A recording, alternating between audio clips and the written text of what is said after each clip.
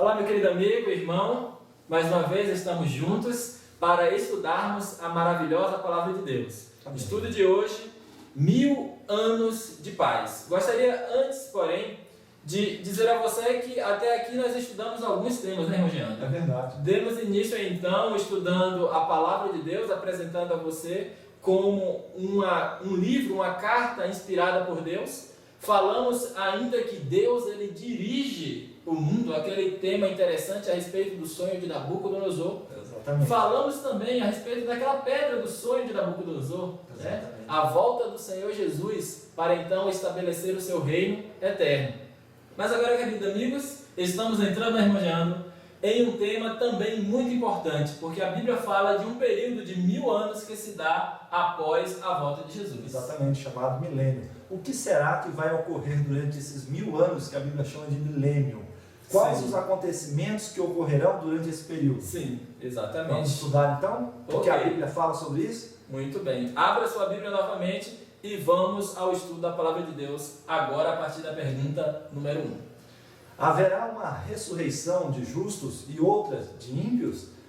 João capítulo 5, versículo 28 a 29 e Atos 24, versículo 15. Vamos ao texto então.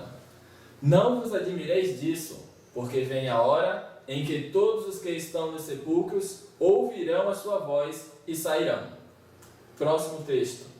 Tendo esperança em Deus, como estes mesmo também esperam, de que há de haver ressurreição tanto dos justos como dos injustos.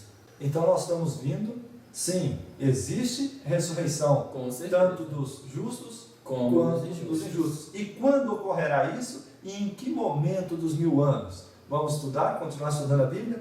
Pergunta de número 2. A ressurreição dos justos ocorrerá na segunda vinda de Jesus?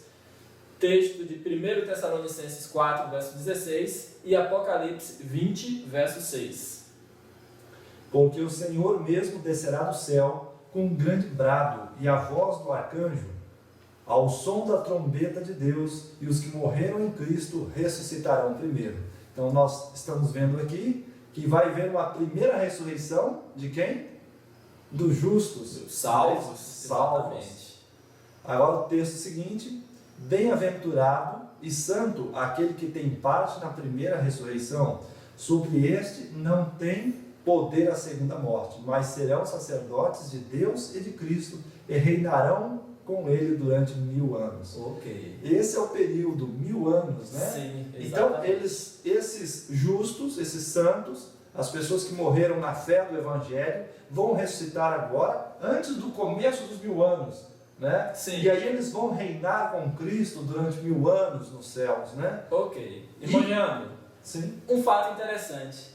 Nós acabamos de ler e compreendemos que os salvos, os justos, ressuscitarão na primeira ressurreição. No começo dos 1000 anos. Exatamente. Mas a pergunta número 3, ela traz então uma pergunta, um questionamento interessante para nós. Porque ela diz assim: quando ressuscitarão os ímpios? Vamos à Bíblia? Apocalipse 20, verso 5. Mas os outros mortos não reviveram, até que os 1000 anos se completassem. Primeira parte do texto.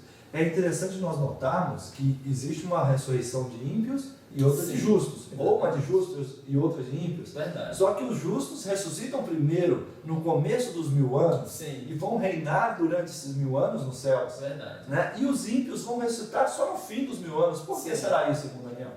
Os salvos, eles ressuscitam na primeira ressurreição, e os ímpios, eles então recebem agora a ressurreição para o julgamento, né? E aí nós vamos mais à frente estudar e refletir, né, exatamente o porquê dessa ressurreição somente após o milênio. Exatamente, vamos ver isso agora na pergunta de número 4. Quais os eventos que marcarão o início do milênio? Vamos estudar isso com precisão agora? Ok, gostaria de chamar a sua atenção porque são alguns eventos e que você concentrasse nesse momento a sua mente nessas então passagens. Atos 1, verso 11. Os quais lhes disseram: varões galileus, por que ficais aí olhando para o céu? Esse Jesus, que dentre vós foi elevado para o céu, há de vir assim como para o céu o vistes ir. Agora nós vemos aqui que é um sinal, a volta de Jesus. Sim, exatamente. Né? Agora, o segundo sinal, né? O segundo fator que marca esses 1000 anos, né? A morte dos ímpios. Sim. Nós vamos ver agora em Tessalonicenses, capítulo 2, versículo 8, segundo Tessalonicenses, o que vai ocorrer com os ímpios. Nos diz assim: então será revelado o iníquo, a quem o Senhor Jesus matará com o sopro de sua boca e destruirá com a manifestação de sua vinda. Então nós vemos que o iníquo também ele vai ser destruído. Sim. Nessa próxima volta de Jesus agora. Exatamente. Ok, a morte dos ímpios, né? Exatamente. Ok, temos um outro evento então, a ressurreição dos justos. 1 Tessalonicenses 4, verso 16, a palavra de Deus diz o seguinte: porque o Senhor mesmo descerá do céu com grande brado à voz do arcanjo, ao som da trombeta de Deus, e os que morreram em Cristo ressuscitarão primeiro. Então, como nós acabamos de ler, o texto nos informa, irmão Geandro, claramente que este é mais um evento, a ressurreição dos justos. O próximo evento trata-se sobre o arrebatamento dos justos. Vamos ser arrebatados até as nuvens dos céus. E aí nos fala o versículo seguinte, o 17, em 1 Tessalonicenses, capítulo 4, depois nós, os que ficarmos vivos, seremos arrebatados juntamente com eles, nas nuvens, ao encontrar o Senhor nos ares, e assim estaremos para sempre com o Senhor. Amém. Que bonito, né, irmãos? Com certeza. Temos mais um evento então. Agora algo interessante. Aqui a Bíblia nos fala de prisão de Satanás. Gostaria que você acompanhasse com bastante atenção o texto de Apocalipse. E vi descer do céu um anjo que tinha a chave do abismo e uma grande cadeia na sua mão. Ele prendeu o dragão, a antiga serpente, que é o diabo e Satanás, e o amarrou por 1000 anos. Lançou-o na prisão, o qual fechou e selou sobre ele, para que não enganasse mais as nações, até os 1000 anos se completassem. Depois disso, é necessário que ele seja solto por um pouco de tempo. Então nós vemos aqui, irmãos, que este evento, a prisão de Satanás, é o último dos eventos. Sim. Né, que vai iniciar os 1000 anos de paz. E essa prisão de Satanás nós vamos ver com detalhes, que é uma prisão circunstancial. Simplesmente não vai ter mais ser humano vivo na face da terra. Sim. Para que ele tente, né? Verdade. Então vamos continuar estudando a Bíblia. Ok, vamos então à pergunta de número 5. Quais as condições reinantes durante o milênio? Os justos reinarão e julgarão os anjos e os ímpios nos céus. Então nós vamos ver que nós vamos ser arrebatados com o Senhor nas nuvens. Sim. E vamos até os céus, exatamente, até a morada de Deus. Amém. E aí os santos vão reinar com Cristo e vão julgar os anjos e os ímpios. Exatamente. Né? Apocalipse, acompanhe conosco no livro de Apocalipse, capítulo 20, versículo 4.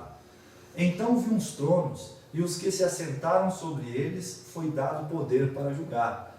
E vi as almas daqueles que foram degolados por causa do testemunho de Jesus e da palavra de Deus, e que não adoraram a besta nem a sua imagem, e não receberam o sinal na sua fronte nem na sua mão, e reviveram e reinaram com Cristo durante 1000 anos. Muito bem. Que maravilha, irmãos! As pessoas que ficarem fiéis nos últimos dias, sabemos que a Bíblia descreve que vai haver um sinal, né, que a besta vai tentar colocar sobre a fronte das pessoas, mas somente os desobedientes vão receber. E os obedientes, ainda que morram, vão ser fiéis a Jesus, né? E eles mesmos vão ressuscitar e vão reinar com Cristo durante 1000 anos. Verdade. Irmão Geandro, mas um fato interessante.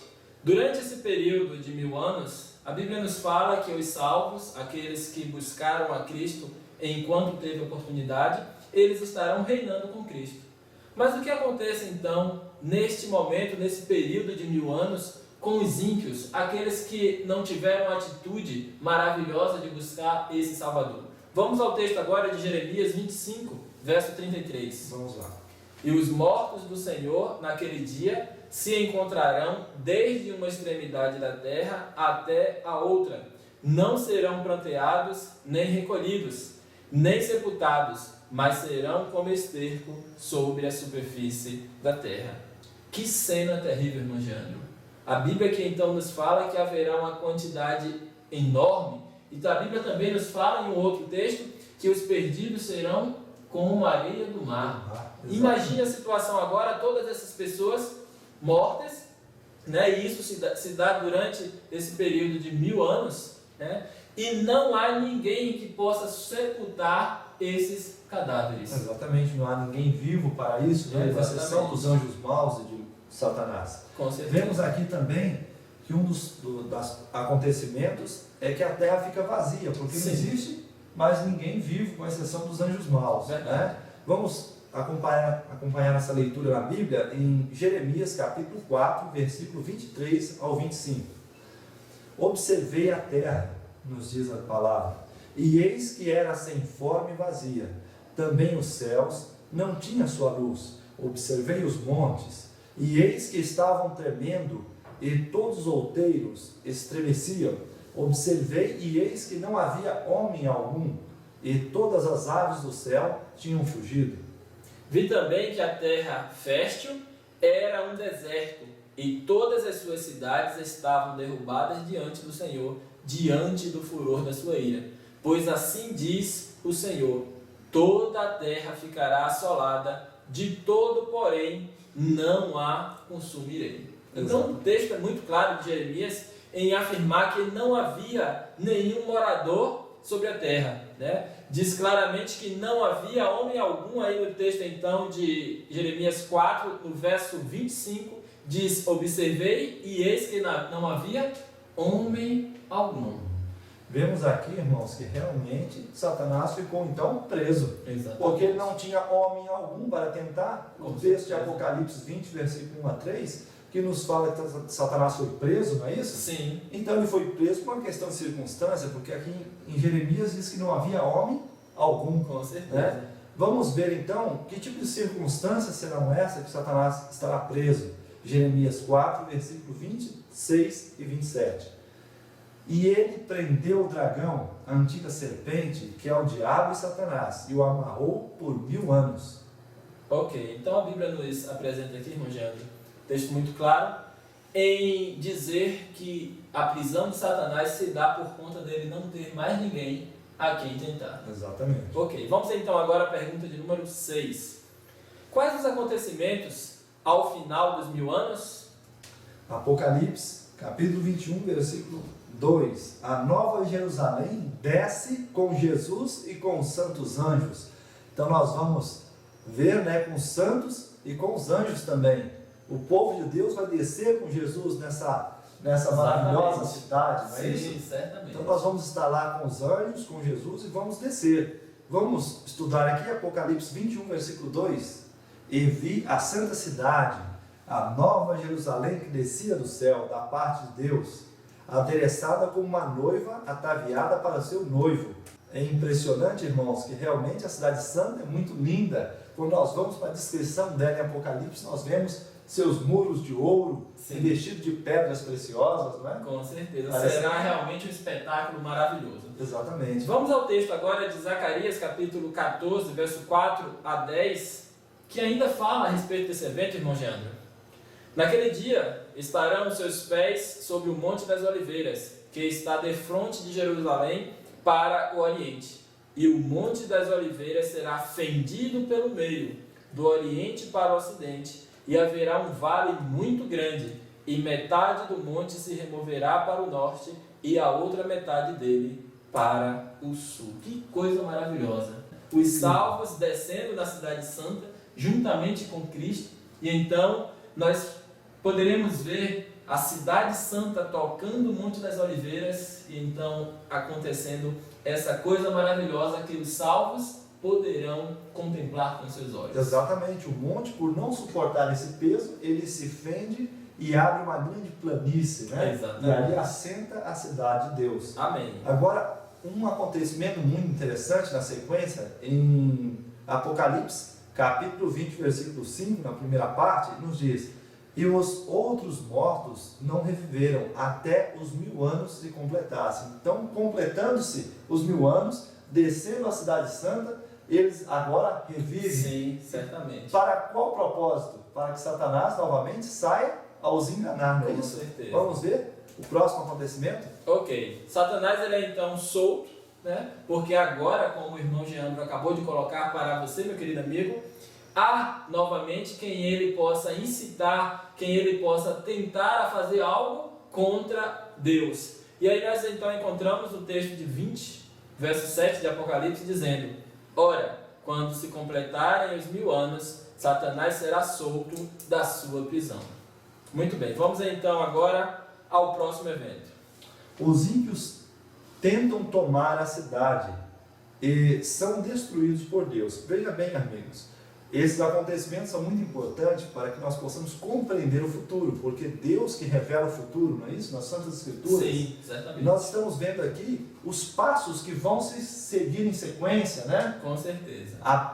Passo a passo, Deus já tem descrito em sua palavra. Agora nós vemos em Malaquias capítulo 4, versículo 1, um acontecimento muito interessante.